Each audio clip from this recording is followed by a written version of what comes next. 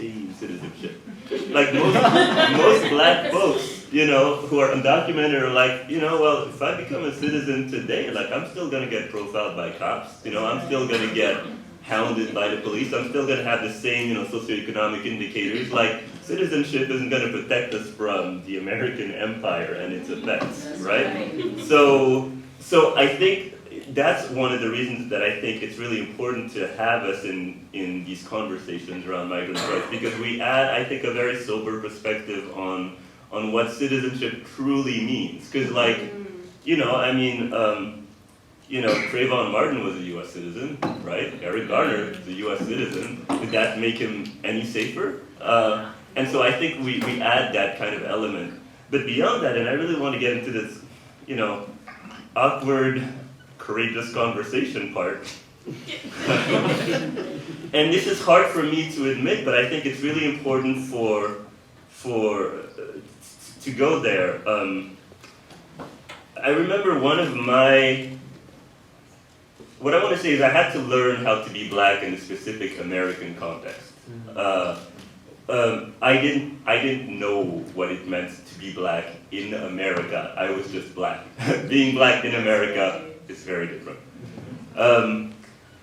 But I'm flashing on two memories, right? One of my memories was being in my early teens, walking down the street, and then seeing out of the corner of my eye 4 black men walk towards me. And then without even thinking, I crossed the street. And then once I got to the other side of the street, I was like, what the did I just do? Like, what happened? It was almost as if, like, I started to, it's almost like I saw the programming, and I realized, like, I had internalized that, as a black immigrant who looked exactly like those 4 black men, without even thinking. My initial thought was like, well, I need to get away from them. And that began really sort of my journey into sort of examining the, anti-blackness, in this country. And, the second experience that flashes to me, and there are many of these experiences, was obviously getting stopped by cops, right, when I was in Chicago.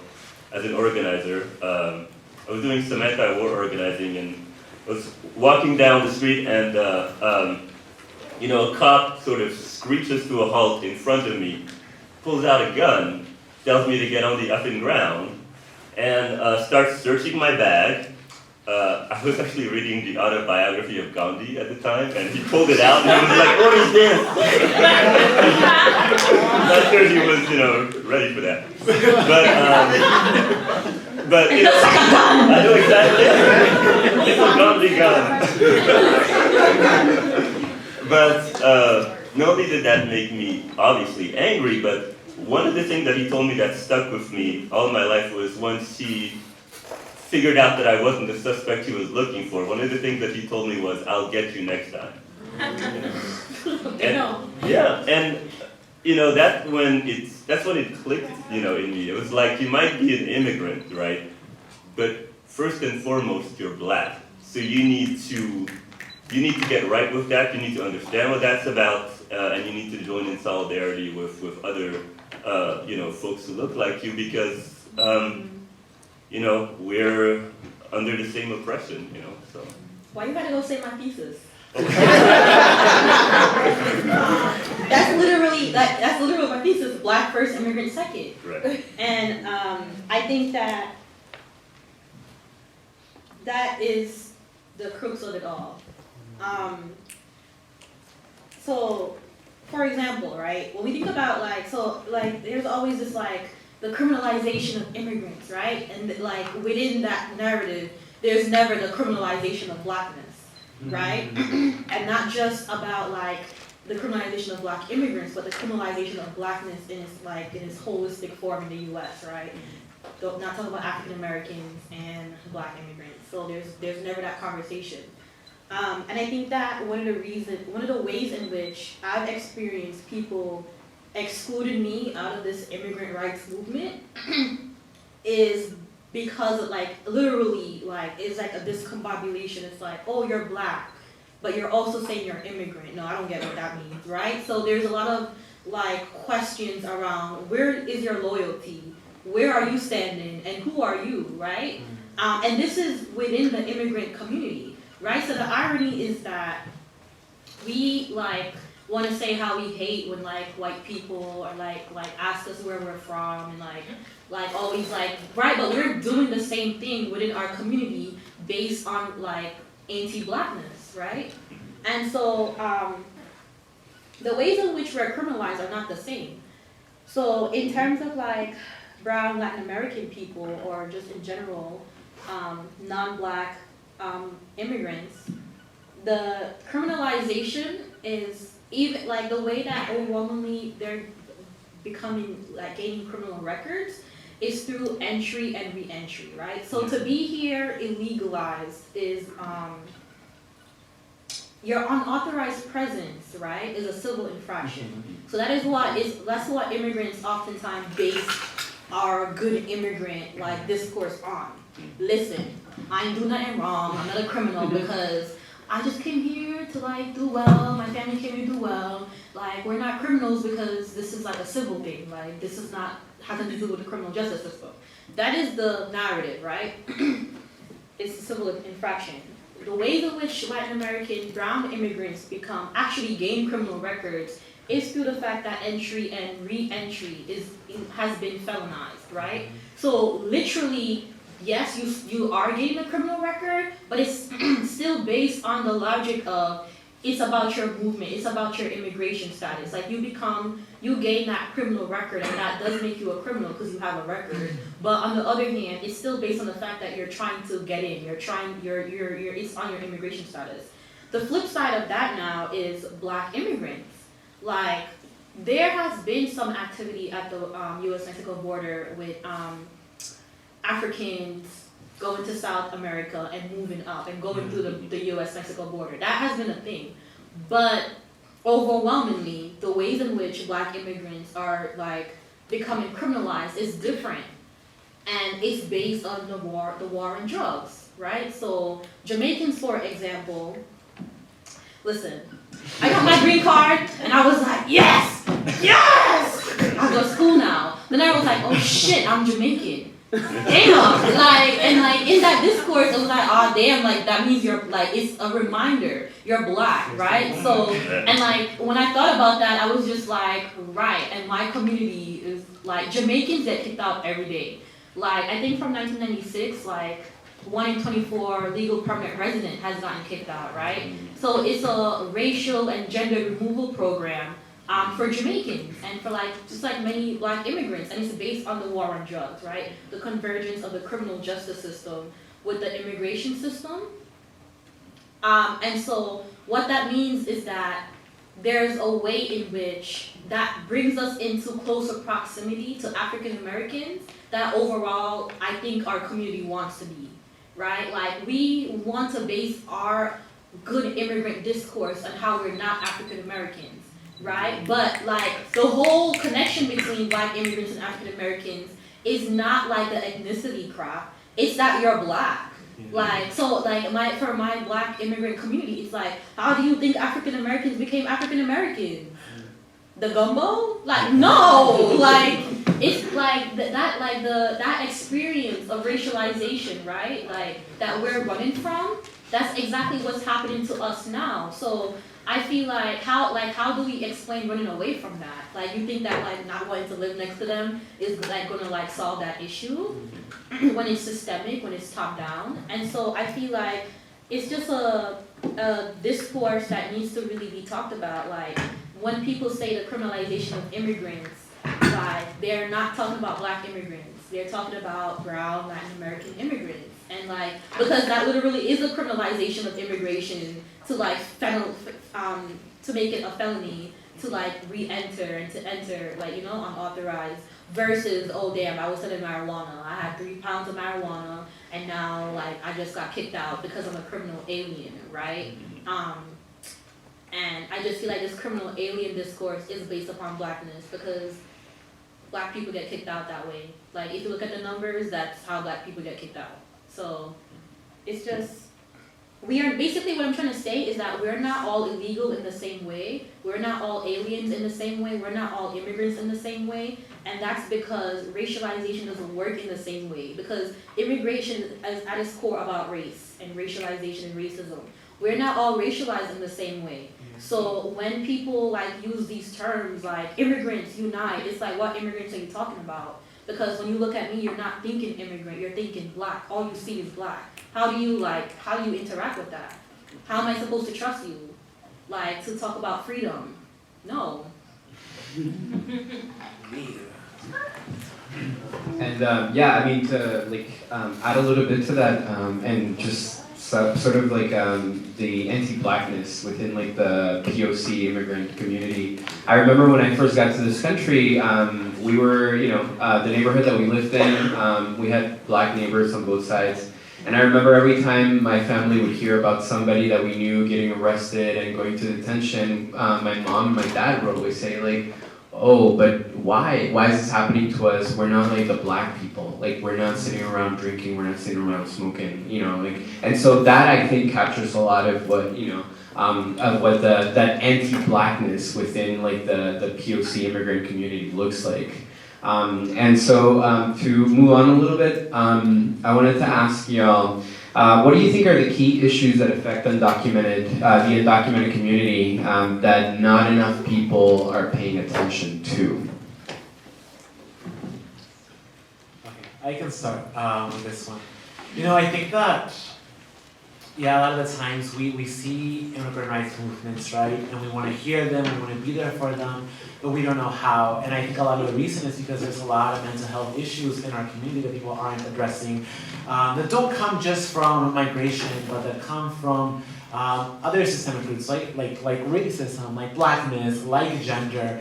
And my work right now, a lot of it is with LGBTQ undocumented migrants in detention centers. And what's going on right now, I don't know if y'all follow the Human Rights Watch, but I'm in the steering committee of Familia, the Trans Liberation Movement, and we did a Familia and the Transgender Law Center and a couple of other orgs partner up with Human Rights Watch to follow the lives of trans women in detention centers.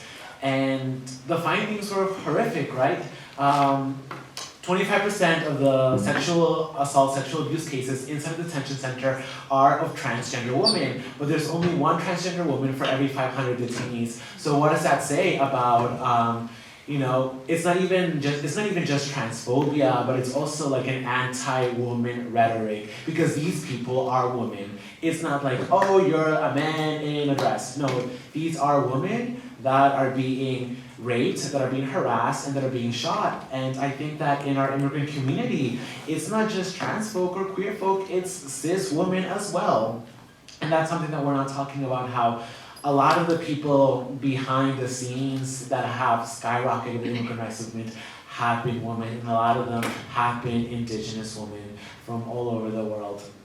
And also PTSD is something that's really big, because a lot of the immigrant community is detained or has been racially profiled at one point. And being racially profiled, it just doesn't happen and go away. Right before this started, I was telling Ellie that my family in Boston was stopped about 2 months ago at a traffic stop, and the cop told my 11-year-old brother, "You're gonna grow up to be a criminal." And my brother right now, he is, contextualizing this whole thing of like, am I gonna be a criminal because I'm black and all of these things, right?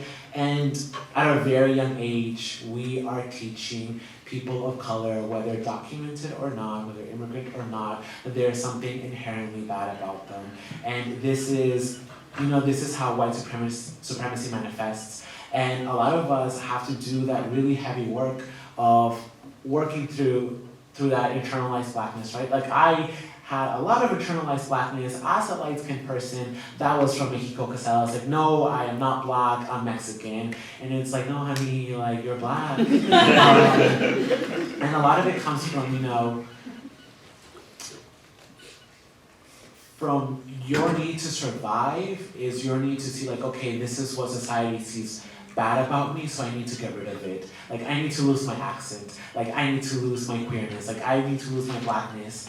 And it's something that we go through as black folk, but we also go through as gender non-conforming folk, as queer folk, and it needs to be addressed. And a lot of it is from police brutality, from domestic violence at home, which we're afraid to reach out to the police because the police has already shown that the police does not work for communities of color. So if a community of color suffers domestic violence at home, the police is not an option. What we need is something else. We need to, one, abolish the police, and to create community accountability within ourselves, and we need to have immediate responders in our community members that we can go to that can, work with this together, because the police has never been there to protect us. The police has been there to chase black folk that were running away from their masters to bring them back to the plantation. And that's what the police in the US is. And that police is not the police that is working for me, but it's working against my body. So yeah. Oh wait, I have to ask this.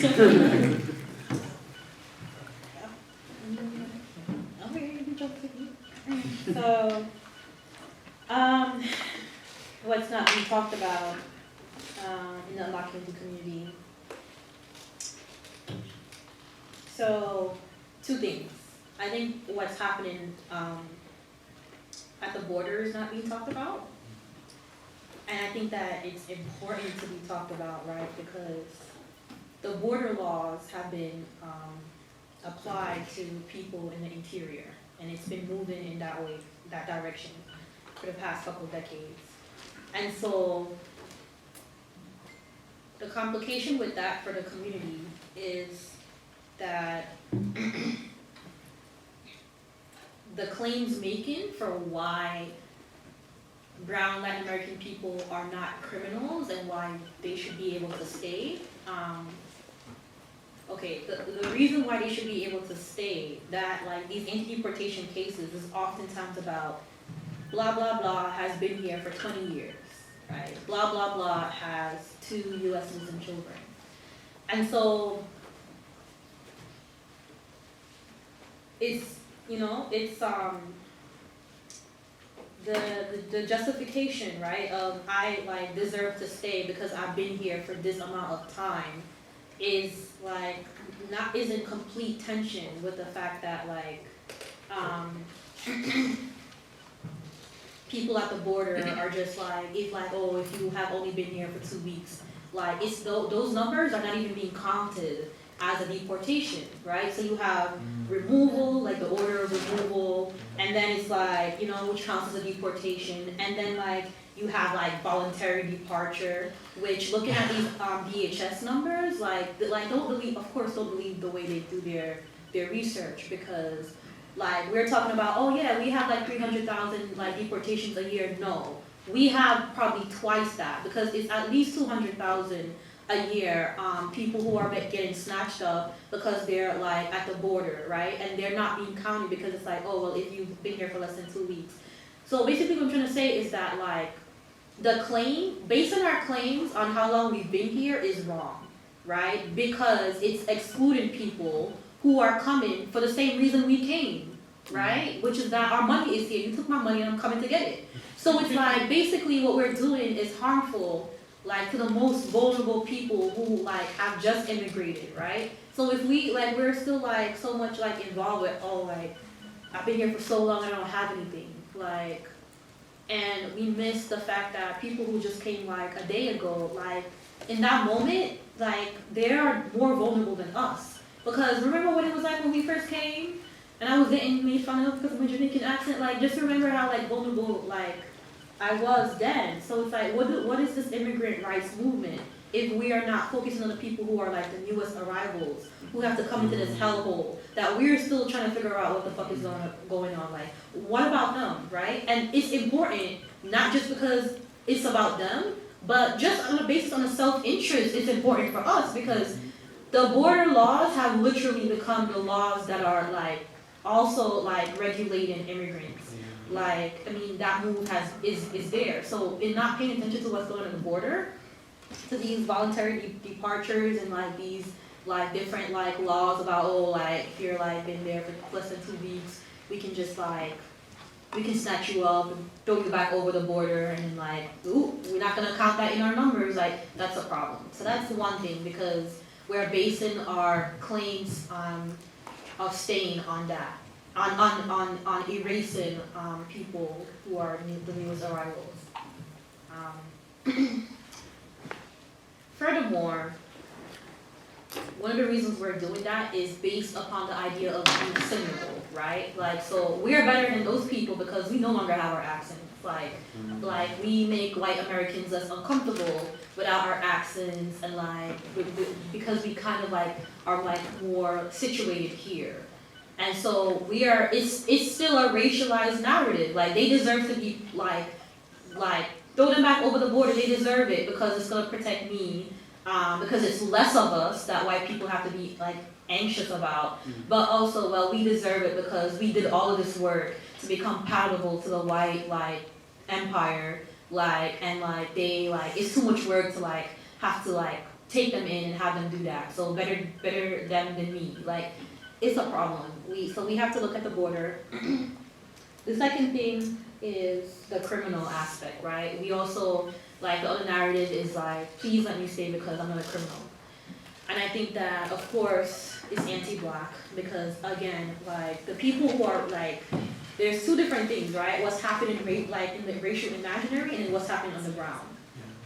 I'm not saying that brown Latin Americans aren't criminalized in terms of having actual criminal records. They are, because all these people of color basically are living around the same communities, and these communities have more police officers. These police officers are being put into these communities. They have quotas, just as how there's bed quotas for immigrants in detention centers, facilities.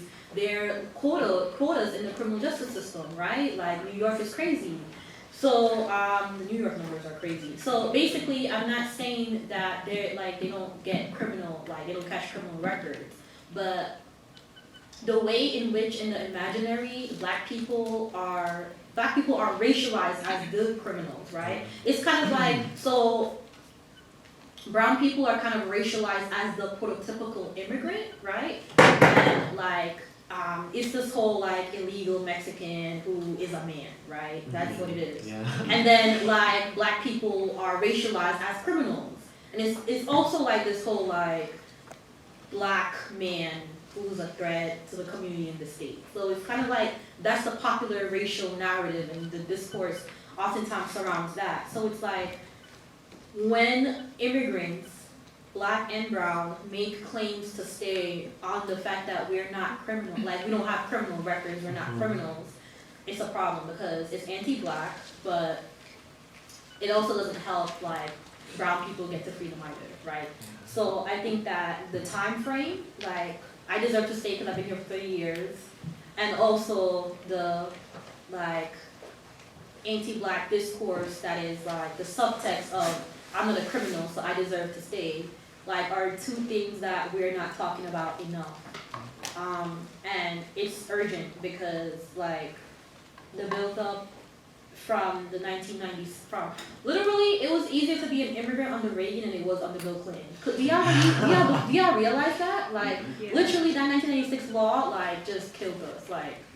But anyways, I don't anticipate what we're going through stopping. I was in Jamaica hearing about my best friend called me when I was in Kingston, Jamaica, talking about the rapes, and I was what? I mean, this is not going to stop. And I want to go back to what Ali was saying about feeling like a criminal and internalizing being illegal.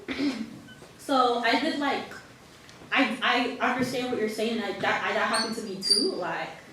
And that's why it was so important to meet other undocumented students and kind of heal through talking about, oh, we're the illegal club, we're going to space, this in-group conversation that we have, where outsiders aren't allowed to talk like that, but we are, right? Because we felt that way. We felt like criminals. We felt they really I personally felt every breath I took was a problem because these people didn't want me here, and this wasn't my idea. I didn't come on a plane at 8 years old to be with y'all. So I felt it's true that we do live feeling like illegal people, feeling like criminal people, but I want to say that where I'm at right now is that I had accepted that. Then I went on this journey where it was we're not illegal. No one is illegal. We are not criminals. So I went through that phase, and now I'm in a phase where it's not going back to the start, but nothing is really linear. That's like a European concept. But like it's like this different situation where I'm like, we are illegal, like we are criminals. And so I'm just in that headspace right now because it's like no one is illegal completely, like that's how we feel. That's what we know. We know we're alive and that we're people. But it's like that's not the relationship we have with the state. If the state says you're a slave and it treats you like a slave, you're a slave.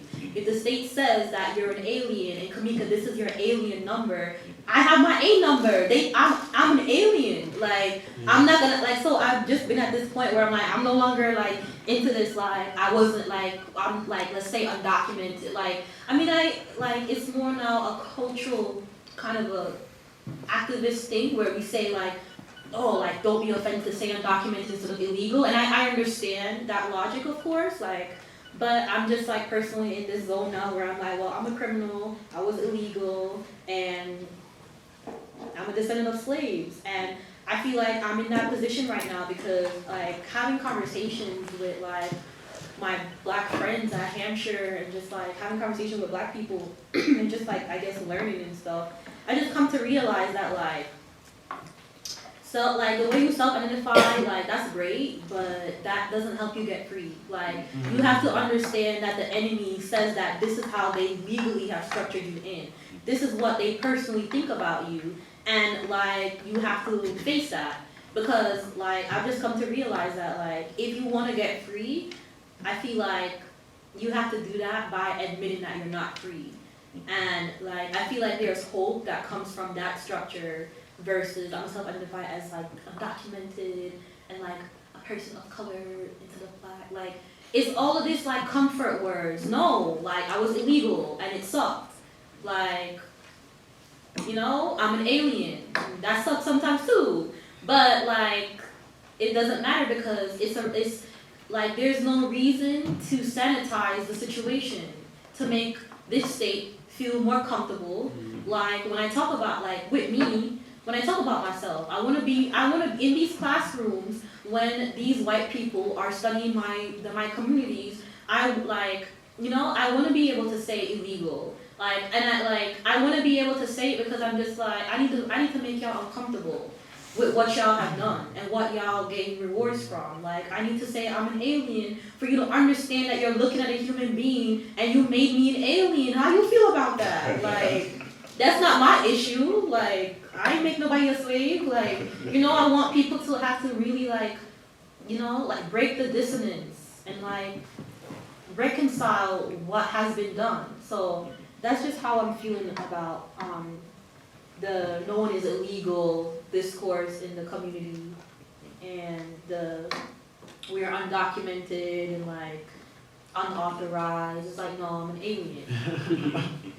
And from there is hope because I think that the other way of doing it, like, it breeds false hope. But like, one of my friends said to me like that like slaves didn't like I don't know. Someone said to me that like the reason they were able to revolt and to rebel and to run away is because they like accepted that they were slaves, right? Like this is what I am. And so, like, running away from that, like, identity, that, like, position that you've been put in, trying to figure, like, say, oh, no, they didn't mean it. Yes, they did. Like, and so, it's like, from there, you can know the right course of action. And then we had revolts. I did want to sort of just briefly jump in. It's so interesting.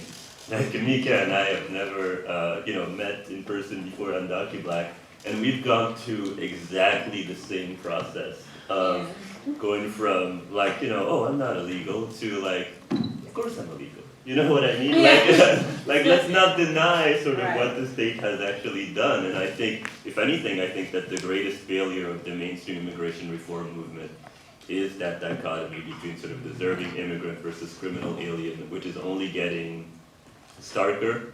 I feel we failed as a movement. I feel like we've created opportunities for a certain number of us who can jump through enough hoops, to obtain a sliver of freedom, and we've abandoned a a tremendous number of folks in our communities, with quote-unquote criminal records, without really going back to our radical revolutionary roots of really trying to get free and asserting this right to work and this right to travel and this right to love wherever we want to love, I feel that discourse obviously is anti-black, and I think that I'm anxious about what's going to be happening in the next couple of years, because I see that unfortunately getting stronger rather than less. I mean, you're just seeing, it's embarrassing. You're seeing all of these documentaries and ads with quote-unquote dreamers, standing behind American flags, talking about deserving to be a U.S. citizen, some of them, wanting to join the army, and I'm not trying to throw shade, but that's messed up. Don't join the sorry. Right. Don't join the army unless you're willing to infiltrate, right? And that means that like it's a suicidal mission, because just know that you will die. But like, get those codes. Don't do it unless you're not okay. But this is funny, and it's also like, it's so serious. I mean, one of the things that I would say around what people don't talk about in the immigration system, like one of the things that people don't say enough is that the system is working just fine. Whenever I hear like people talking about like the system is broken, it's broken beyond repair. I'm like, are you kidding me? This is how the system works. Some of us are going to have access to certain rights and are going to be designated as deserving based on what the system wants, and those of us who are people of color are usually out of luck. And there's this temptation when you're an immigrant to buy into this narrative, even this narrative of like the American dream and everything, which actually I find so hilarious when I see immigrants talking about, being dreamers, this wonderful American, like the American dream is not working for U.S. citizens right now, like for people who have been here for a long time, they're still, Right. So why are we reifying the national myth? I think that's deeply messed up, and but there's a way that the system reproduces itself, because I mean I can't think of the immigration crisis without thinking, for example, of American imperialism, of American foreign policy abroad and its effects. I don't think those things are connected. Like I remember a couple of years ago, I was in a conference with some undocumented immigrants and some well-meaning U.S. citizen allies, and this older, very well-meaning white man was, at one point he said something like, well, we do need to recognize that a lot of people want to come to this country because it is such a great country, right? And there was this man from El Salvador who was just like, I did not want to come to your fucking country. I came here because of all of the disruption that happened because of the right-wing military that your government funded. I do not want to be here. I want to be back home. So there's this myth around sort of, oh, these immigrants just want to come in. So many of the undocumented immigrants that I work with, a lot of undocumented farm workers, for example, they don't want to be here. They just want to survive. They want to figure out a way to survive.